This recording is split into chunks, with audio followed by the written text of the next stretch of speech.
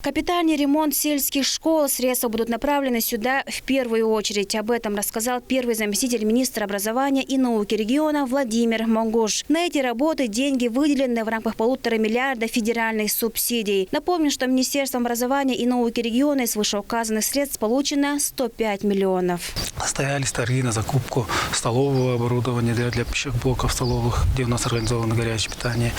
Потом тоже состоялись торги на приобретение котлов для школ, которые нуждаются в замене котельных.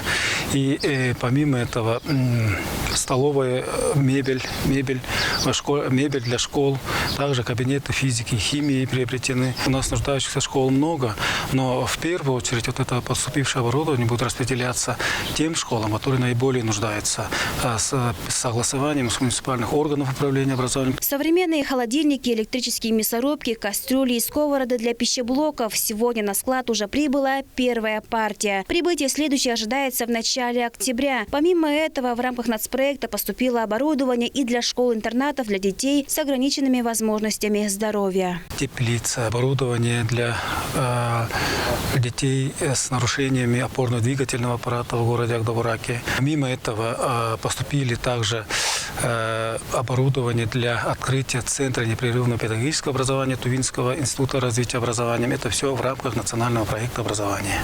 Кроме капитального ремонта сельских школ, необходимые работы по ремонту системы отопления запланированы в детском саду «Солнышко» Чайхольского и в дюймовочке Кахемского Кажунов. Айрас Албуя Монгуш, Мира Энергии, Тува 24.